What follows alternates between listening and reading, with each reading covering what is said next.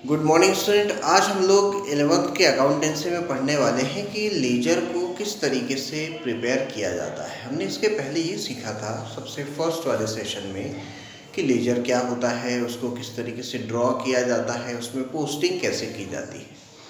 Next session में हमने ये सीखा था कि हाँ, अगर हमको जनरल एंट्री से केवल एक ही लेजर बनाना हो तो उसमें पोस्टिंग करके उसको क्लोज कैसा करेंगे। लेकिन आज मैं आपको, जैसा कि पहले भी कह चुका हूँ, कि मैं कंप्लीट 3-4 लेजर आपको यहाँ पर एक साथ बना के दिखाऊंगा कि किस तरीके से यहाँ पर जो है एक जर्नल के माध्यम से अलग अलग क्लासिफाइड करके जो लेजर है वो प्रिपेयर कर लिए जाते हैं। तो इसके लिए मैं यहाँ पर एक जर्नल एंट्री पहले लेता हूँ और आपको समझाने की कोशिश करता हूँ कि जब हम लेजर को बनाएं तो किन बातों का ध्यान रखें। जनरल एंट्री में अगर किसी भी अकाउंट का नाम एक से ज़्यादा बार आ जाता है तो आपको बार बार उसका लेजर बनाने की ज़रूरत नहीं है। केवल एक ही बार आप उस लेजर को बनाइए। उसके अलावा जो नए नाम आते हैं उसके लिए आपको लेजर बनाना है। तो जैसे मैं यहाँ पर अब आपको यहाँ पर एंट्री और जर्नल जो है वो बनाकर दिखा रहा हूँ। तो देखिए, यहाँ पर एक जर्नल हमने ड्रॉ किया है और इस जर्नल में हमने एंट्री लिखी है cash account debit to capital account. यानी ये जो जनरल एंट्री है इसमें एक बात की गई है कैश अकाउंट के बारे में और एक कैपिटल अकाउंट के बारे में। तो हमको जब भी लेजर बनाना हो तो पहले बनाना होगा एक कैश अकाउंट, बाद में हम लोग बनाएंगे कैपिटल अकाउंट। तो यहाँ पर देखिए, हमने फर्स्ट एंट्री में लिखा है कि cash account debit to capital account. तो मैंने यहाँ पर ड्रॉ किया है एक कैश अकाउंट को और दूसरा ड्रॉ किया है कैपिटल अकाउंट को। तो अब पहले तो हमें कैश अकाउंट और कैपिटल जैसे हमने देखा तो हमने दो अकाउंट को ड्रॉ कर लिया। लेकिन अगर इसके बाद कोई एंट्री आती है, सपोज अगर कोई आपके पास एंट्री आती है, मान लीजिए कि 3 जनवरी को, कि purchase account debit to cash, तो मैंने यहाँ लिखा है, जैसे देखिए purchase account debit to cash. तो यहाँ अगर हम जनरल एंट्री देखें तो नया नाम है परचेस अकाउंट टू कैश। तो ऑलरेडी हमारे पास में कैश तो अकाउंट बना हुआ है, इसलिए फिर से उसका लेजर बनाने की ज़रूरत नहीं है। लेजर किसका बनेगा? केवल परचेस अकाउंट का। तो एक छोटा सा अकाउंट में यहाँ ड्रॉ कर लेता हूँ जिसका नाम है परचेस अकाउंट। तो मैंने यहाँ एक परचेस अकाउंट का फॉर्मेट ड्रॉ कर लिया, जिससे मेरे को एक बात समझ में आ गई कि कभी भी लेजर उन्हीं चीज़ों का बनता है जो एक बार आ जाता है तो उसी का एक बार लेजर बन जाता है। बार बार आने पर आपको बार बार उसके लेजर बनाने की ज़रूरत नहीं होती है। तो सेम वही जो कॉलम है डेट पर्टिकुलर जेएफ और अमाउंट,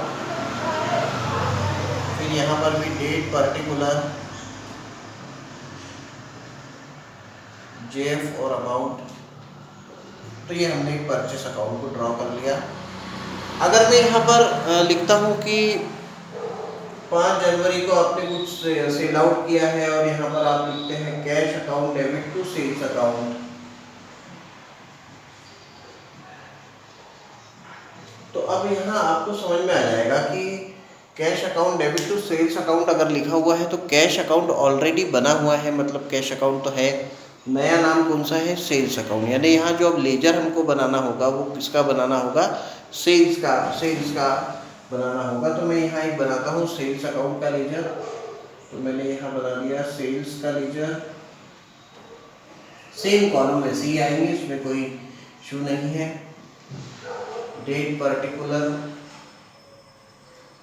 जेएफ और अमाउंट का एक कॉलम हो गया, डेट पर्टिकुलर जेएफ और अमाउंट का एक कॉलम हो गया। तो ये मैंने बना दिया सेल्स का।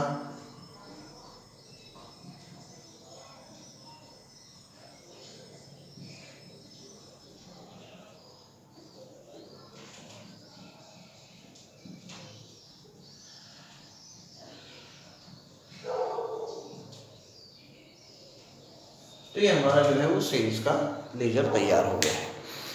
अब देखिए, अगर हम इसमें एक एंट्री को और बढ़ा दूं, अगर मैं यहाँ पर लिख दूं कि 15 जनवरी को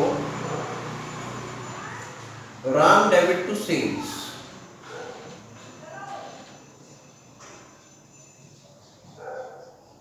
तो देखिए ऑलरेडी यहाँ पर सेल्स बना हुआ है। नया अकाउंट कौन सा है हमारे पास में? राम का। तो एक अकाउंट हमको यहाँ पर ड्रॉ करना पड़ेगा राम,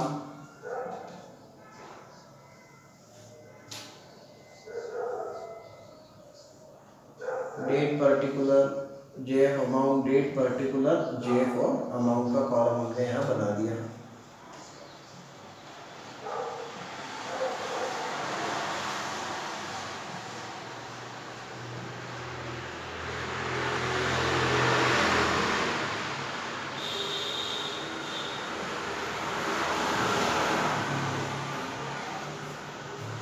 अब यहाँ पर बारी आती है हमको इसकी पोस्टिंग करने की। देखिए अभी तक के जो हम पोस्टिंग करते आए हैं वो केवल पर्टिकुलर एक ही कॉलम में करते हुए आए हैं, एक ही लेजर में करते हुए आए हैं, लेकिन आज जो हम लोग एंट्री करेंगे यहाँ पर वो इन सभी लेजर्स में करेंगे।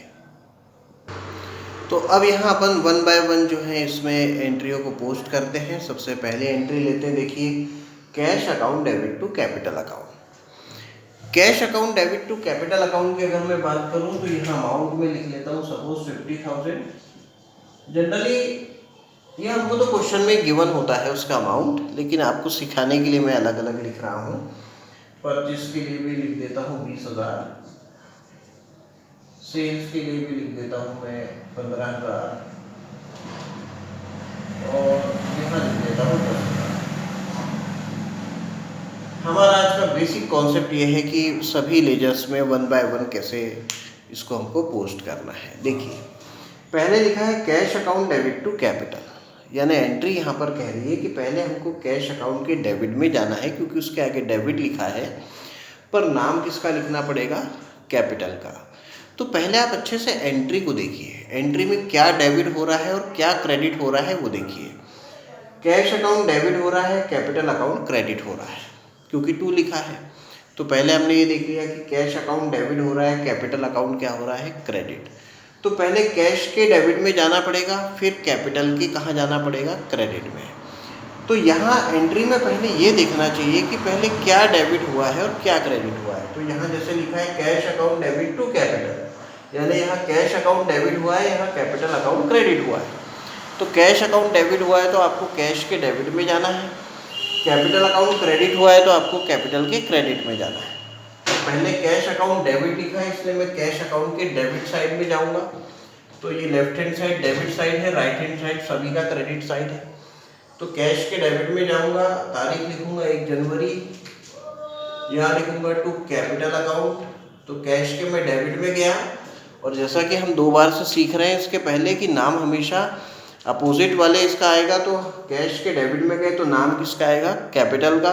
तो टू कैपिटल, यही डबल एंट्री सिस्टम है भाई।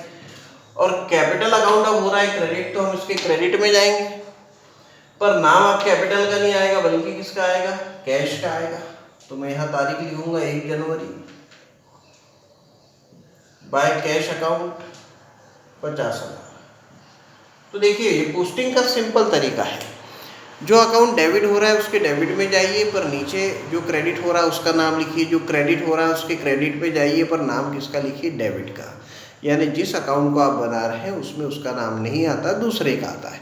For example purchase account debit to cash, यानी यहाँ परचेस अकाउंट पहले क्या हो रहा है, डेबिट हो रहा है, तो हमको परचेस के डेबिट में जाना चाहिए, पर नाम किसका लिखेंगे हम, कैश। तो हम परचेस के डेबिट में जाते हैं 3 जनवरी को, टू कैश अकाउंट 20,000। अब कैश अकाउंट क्रेडिट हो रहा है तो कैश के क्रेडिट में भी जाना पड़ेगा, यहां जाके लिखना पड़ेगा बाय परचेस अकाउंट, क्योंकि हम लोग ने सीखा है पहले दिन की डेबिट साइड में टू लिखते हैं और क्रेडिट साइड में बाय का प्रयोग होता है। यह आ जाएगा 20,000। इसके बाद लिखा है cash account debit to sales account, यानी कैश के हमको डेबिट में जाना पड़ेगा, नाम किसका लिखना पड़ेगा, सेल्स का। तो 5 जनवरी cash account debit to sales account 15,000। फिर सेल्स अकाउंट हमारा क्रेडिट हो रहा है तो सेल्स के क्रेडिट में जाएंगे, बाय कैश अकाउंट लिखेंगे 15,000। इसके बाद लिखा है राम डेबिट टू सेल्स, यानी राम के हमको पहले जाना है डेबिट साइड में, पर नाम लिखना है टू सेल्स का। फिर सेल्स अकाउंट हमारा क्रेडिट हो रहा है तो इसके भी क्रेडिट में जाएंगे 15 जनवरी को, और यहाँ जाके लिखेंगे by sales account by Ram account.